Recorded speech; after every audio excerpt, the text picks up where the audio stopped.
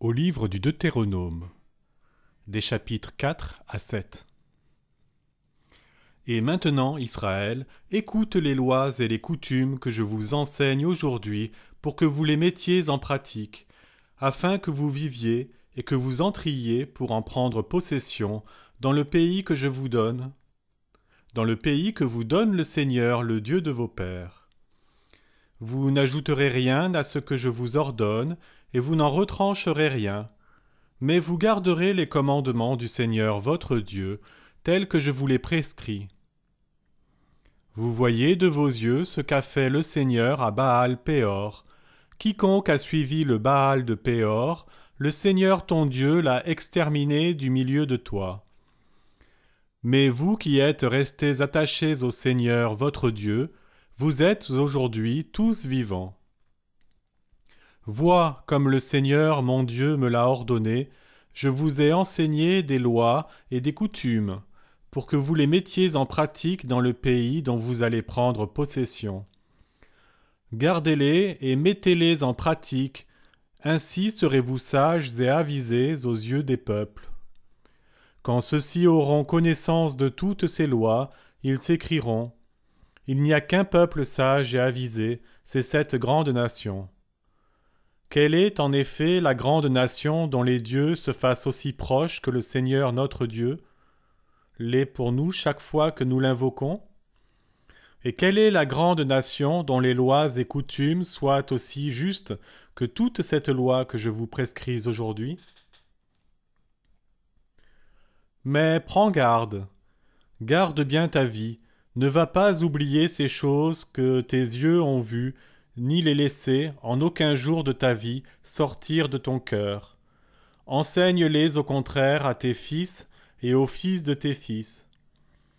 Au jour où tu te tenais à l'Horeb en présence du Seigneur ton Dieu, le Seigneur me dit : Assemble-moi le peuple, que je leur fasse entendre mes paroles, afin qu'ils apprennent à me craindre tant qu'ils vivront sur la terre, et qu'ils l'enseignent à leurs fils.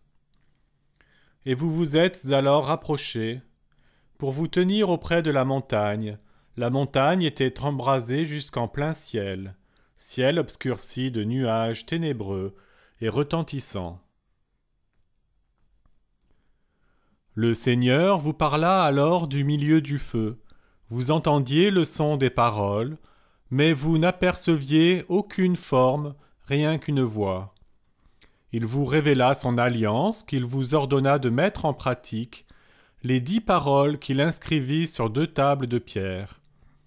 Quant à moi, le Seigneur m'ordonna en ce même temps de vous enseigner les lois et les coutumes que vous auriez à mettre en pratique dans le pays où vous pénétrez pour en prendre possession. Prenez bien garde à vous-même, puisque vous n'avez vu aucune forme, le jour où le Seigneur, à l'Horeb, vous a parlé du milieu du feu. N'allez pas vous pervertir et vous faire une image sculptée représentant quoi que ce soit, figure d'homme ou de femme, figure de quelqu'une des bêtes de la terre, figure de quelqu'un des oiseaux qui volent dans le ciel, figure de quelqu'un des reptiles qui rampent sur le sol, figure de quelqu'un des poissons qui vivent dans les eaux au-dessous de la terre. Quand tu lèveras les yeux vers le ciel, quand tu verras le soleil, la lune, les étoiles et toute l'armée des cieux, ne va pas te laisser entraîner à te prosterner devant eux et à les servir. Le Seigneur ton Dieu les a donnés en partage à tous les peuples qui sont sous le ciel, mais vous, le Seigneur vous a pris et vous a fait sortir de cette fournaise pour le faire, l'Égypte, pour que vous deveniez le peuple de son héritage, comme vous l'êtes encore aujourd'hui. À cause de vous, le Seigneur s'est irrité contre moi. Il a juré que je ne passerai pas le Jourdain et que je n'entrerai pas dans l'heureux pays qu'il te donne en héritage. Oui, je vais mourir en ce pays-ci, et je ne passerai pas ce Jourdain. Mais vous allez le passer et prendre possession de cet heureux pays. Gardez-vous d'oublier l'alliance que le Seigneur votre Dieu a conclue avec vous et de vous fabriquer une image sculptée de quoi que ce soit, malgré la défense du Seigneur ton Dieu, car le Seigneur ton Dieu est un feu dévorant, un Dieu jaloux. Lorsque tu auras engendré des enfants et des petits-enfants, et que vous aurez vieilli dans le pays, quand vous vous serez pervertis et que vous aurez fabriqué quelque image sculptée, fais ce qui est mal aux yeux du Seigneur ton Dieu, de manière à l'irriter. Je prends aujourd'hui à témoin contre vous les cieux et la terre. Vous devrez promptement disparaître de ce pays dont vous allez prendre possession en passant le Jourdain. Vous n'y prolongerez pas vos jours, car vous serez bel et bien anéantis. Le Seigneur vous dispersera parmi les peuples, et il ne restera de vous qu'un petit nombre, au milieu des nations où le Seigneur vous aura conduit. Vous y servirez des dieux faits de mains d'hommes, du bois et de la pierre, incapables de voir et d'entendre, de manger et de sentir. De là-bas, tu rechercheras le Seigneur ton Dieu, et tu le trouveras si tu le cherches de tout ton cœur et de toute ton âme. Dans ta détresse, toutes ces paroles t'atteindront, mais dans la suite des temps, tu reviendras au Seigneur ton Dieu, et tu écouteras sa voix. Car le Seigneur ton Dieu est un Dieu miséricordieux, qui ne t'abandonnera ni ne te détruira, et qui n'oubliera pas l'alliance qu'il a conclue par serment avec tes pères.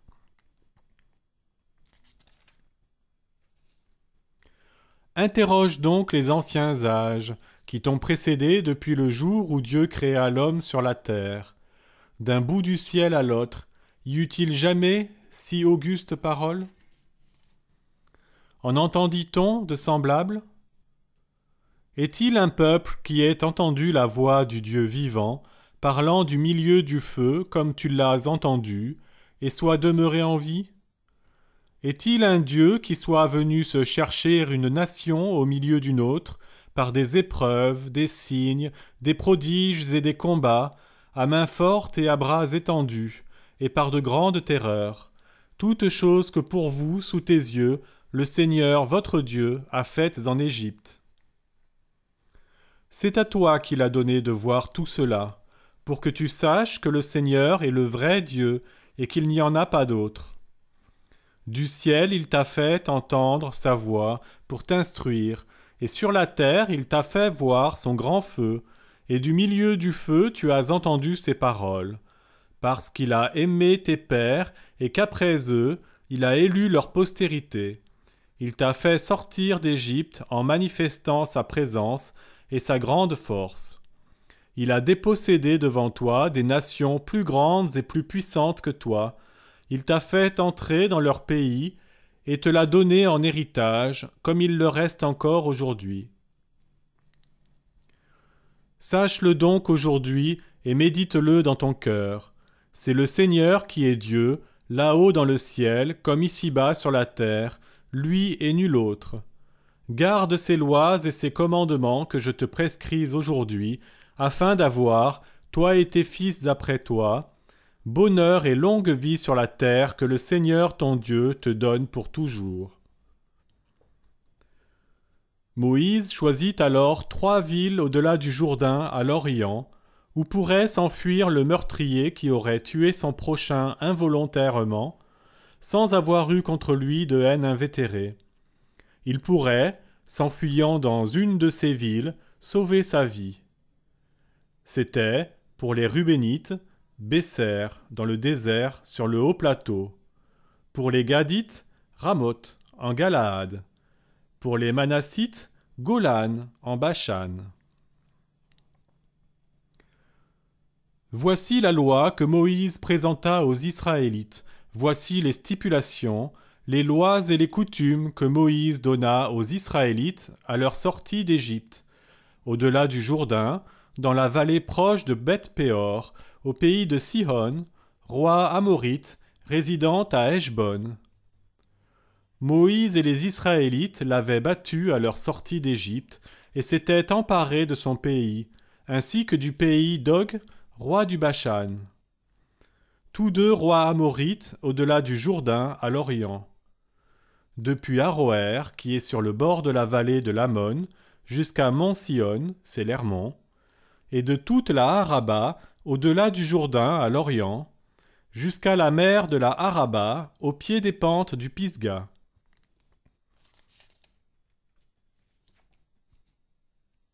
Chapitre 5.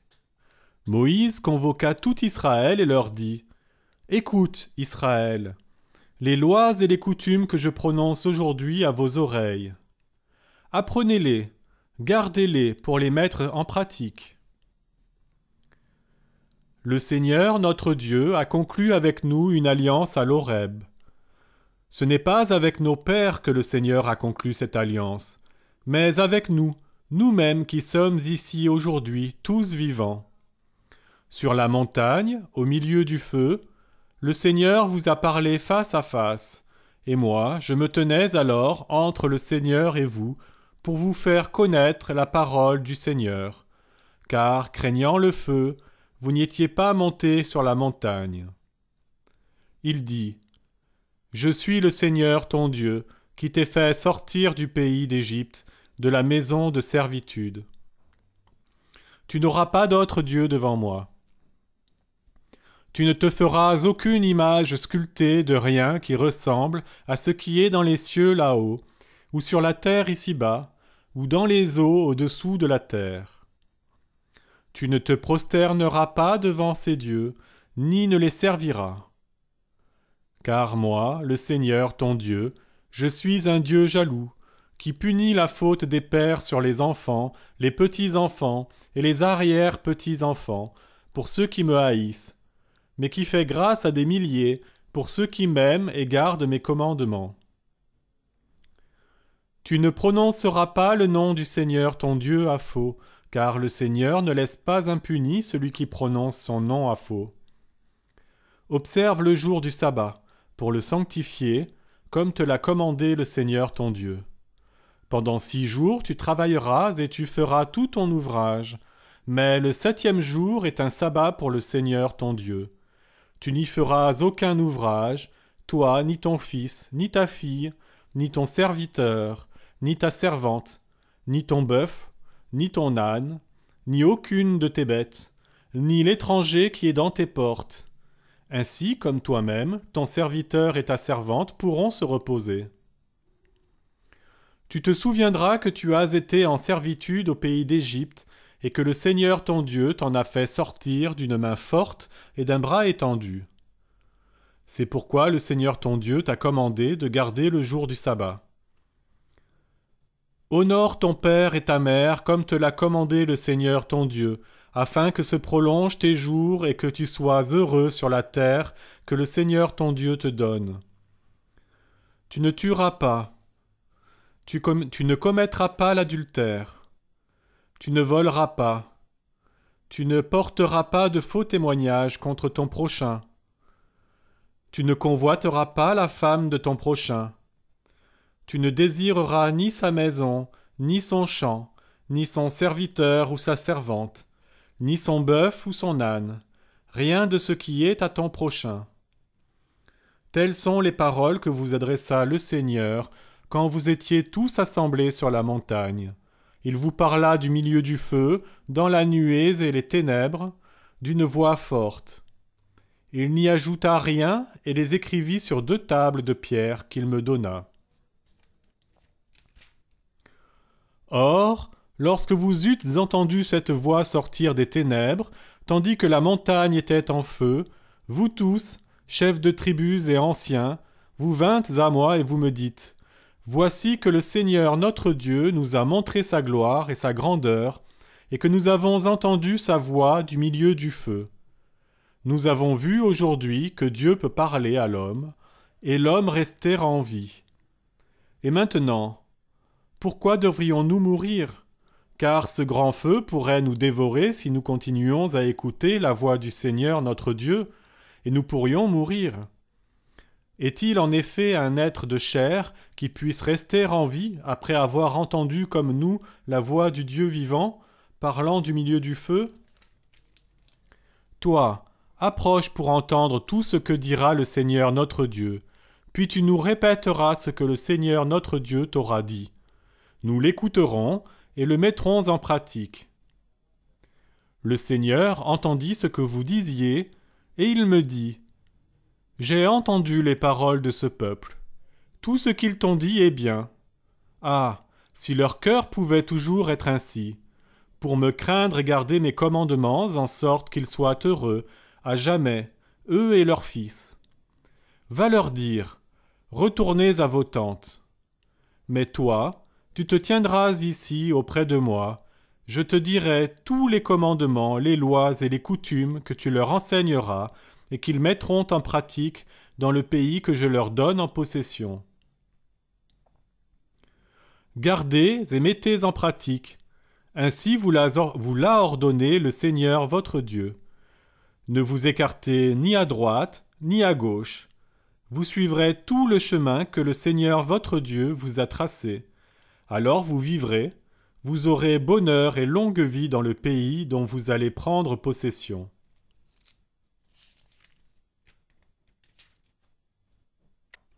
Chapitre 6.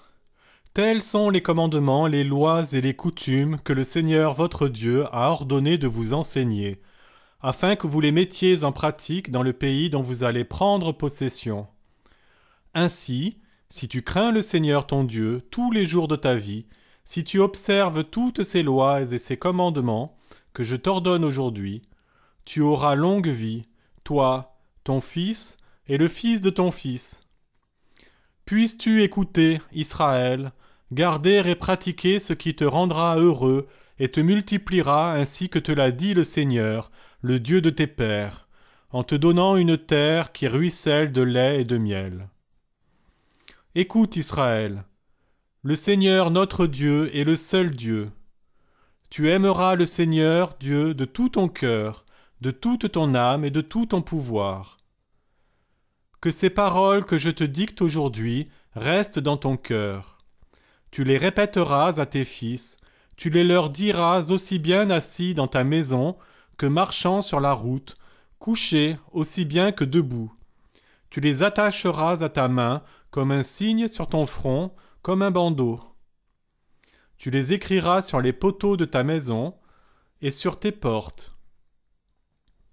Lorsque le Seigneur ton Dieu t'aura conduit au pays qu'il a juré à tes pères, Abraham, Isaac et Jacob, de te donner, aux villes grandes et prospères que tu n'as pas bâties, aux maisons pleines de toutes sortes de biens, maisons que tu n'as pas remplies, aux puits que tu n'as pas creusés, aux vignes et aux oliviers que tu n'as pas plantés, lors donc que tu auras mangé et que tu te seras rassasié, garde-toi d'oublier le Seigneur qui t'a fait sortir du pays d'Égypte, de la maison de servitude. C'est le Seigneur ton Dieu que tu craindras, lui que tu serviras, c'est par son nom que tu jureras. Ne suivez pas d'autres dieux d'entre les dieux des nations qui vous entourent, car c'est un Dieu jaloux que le Seigneur ton Dieu qui est au milieu de toi. La colère du Seigneur ton Dieu s'enflammerait contre toi, et il te ferait disparaître de la face de la terre. Vous ne mettrez pas le Seigneur votre Dieu à l'épreuve, comme vous l'avez mis à l'épreuve à Massa. Vous garderez les commandements du Seigneur votre Dieu, ses instructions et ses lois qu'il t'a prescrites. Et tu feras ce qui est juste et bon aux yeux du Seigneur, afin d'être heureux et de prendre possession de l'heureux pays dont le Seigneur a juré à tes pères, qu'il en chasserait tous tes ennemis devant toi. Ainsi l'a dit le Seigneur. Lorsque demain, ton fils te demandera « Qu'est-ce donc ces instructions, ces lois et coutumes que le Seigneur notre Dieu vous a prescrites ?» Tu diras à ton fils « Nous étions esclaves de Pharaon en Égypte, et le Seigneur nous a fait sortir d'Égypte par sa main puissante. Le Seigneur a accompli sous nos yeux des signes et des prodiges grands et terribles contre l'Égypte, Pharaon et toute sa maison. Mais nous, il nous a fait sortir de là pour nous conduire dans le pays qu'il avait promis par serment à nos pères et pour nous le donner. Et le Seigneur nous a ordonné de mettre en pratique toutes ces lois, afin de craindre le Seigneur notre Dieu, d'être toujours heureux et de vivre comme il nous l'a accordé jusqu'à présent. Telle sera notre justice, garder et mettre en pratique tous ces commandements devant le Seigneur notre Dieu, comme il nous l'a ordonné. Chapitre 7. Lorsque le Seigneur ton Dieu t'aura fait entrer dans le pays dont tu vas prendre possession, des nations nombreuses tomberont devant toi, les Hittites, les Girgashites, les Amorites, les Cananéens, les Périzites, les Hivites, les Jébuséens, 7 nations plus nombreuses et plus puissantes que toi. Le Seigneur ton Dieu te les livrera, et tu les battras. Tu les voueras à l'anathème. Tu ne concluras pas d'alliance avec elles, tu ne leur feras pas grâce. Tu ne contracteras pas de mariage avec elles, tu ne donneras pas ta fille à leur fils, ni ne prendras leur fille pour ton fils. Car ton fils serait détourné de me suivre, il servirait d'autres dieux, et la colère du Seigneur s'enflammerait contre vous, et il t'exterminerait promptement. Mais voici comment vous devrez agir à leur égard. Vous démolirez leurs autels, vous briserez leurs stèles, vous couperez leurs pieux sacrés, et vous brûlerez leurs idoles. Car tu es un peuple consacré au Seigneur ton Dieu. C'est toi que le Seigneur ton Dieu a choisi pour son peuple à lui, parmi toutes les nations qui sont sur la terre. Si le Seigneur s'est attaché à vous et vous a choisi, ce n'est pas que vous soyez le plus nombreux de tous les peuples, car vous êtes le moins nombreux d'entre tous les peuples, mais c'est par amour pour vous et pour garder le serment juré à vos pères que le Seigneur vous a fait sortir à main forte et t'a délivré de la maison de servitude, du pouvoir de Pharaon, roi d'Égypte.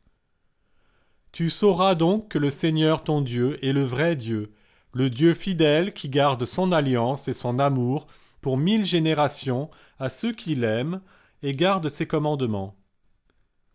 Mais qui punit en leur propre personne ceux qui le haïssent, et fait périr sans délai celui qui le hait. Et c'est en sa propre personne qu'il le punit. Tu garderas donc les commandements, lois et coutumes que je te prescris aujourd'hui de mettre en pratique. Pour avoir écouté ces coutumes, les avoir gardées et mises en pratique, le Seigneur ton Dieu te gardera l'alliance et l'amour qu'il a jurés à tes pères. Il t'aimera, te bénira, te multipliera. Il bénira le fruit de ton sein et le fruit de ton sol, ton blé, ton vin nouveau, ton huile, ta portée de tes vaches, et le croît de tes brebis sur la terre qu'il a juré à tes pères de te donner. Tu recevras plus de bénédictions que tous les peuples. Nul chez toi, homme ou femme, ne sera stérile, nul mâle ou femelle de ton bétail. Le Seigneur détournera de toi toute maladie. Il ne t'infligera pas ces méchants maux d'Égypte que tu as connus, mais il les enverra à tous ceux qui te haïssent. Tu dévoreras donc tous ces peuples que le Seigneur ton Dieu te livre. Ton œil sera sans pitié, et tu ne serviras pas leur Dieu, car tu y serais pris au piège. Peut-être vas-tu dire en ton cœur, « Ces nations sont plus nombreuses que moi, comment pourrais-je les déposséder ?» Ne les crains pas. Rappelle-toi donc ce que le Seigneur ton Dieu a fait à Pharaon et à toute l'Égypte. Les grandes épreuves que tes yeux ont vues, les signes et les prodiges, la main forte et le bras étendu par lesquels le Seigneur ton Dieu t'a fait sortir. Ainsi fera le Seigneur ton Dieu contre tous les peuples devant qui tu as peur. De plus, le Seigneur ton Dieu enverra des frelons pour anéantir ceux qui seraient restés et se seraient cachés devant toi. Ne tremble donc pas devant eux, car au milieu de toi est le Seigneur ton Dieu, Dieu grand et redoutable. C'est peu à peu que le Seigneur ton Dieu détruira ces nations devant toi. Tu ne pourras les exterminer sur le champ, de peur que les bêtes sauvages ne se multiplient à ton détriment. Mais le Seigneur ton Dieu te les livrera, et elles resteront en proie à de grands troubles jusqu'à ce qu'elles soient détruites. Il livrera leurs rois en ton pouvoir, et tu effaceras leur nom de dessous les cieux. Nul ne tiendra devant toi, jusqu'à ce que tu ne les aies exterminés. Vous brûlerez les images sculptées de leurs dieux, et tu n'iras pas convoiter l'or et l'argent qui les recouvrent. Si tu t'en emparais, tu serais pris au piège, car c'est là chose abominable au Seigneur ton Dieu. Tu n'introduiras pas dans ta maison une chose abominable, de peur de devenir anathème comme elle. Tu les tiendras pour immondes et abominables,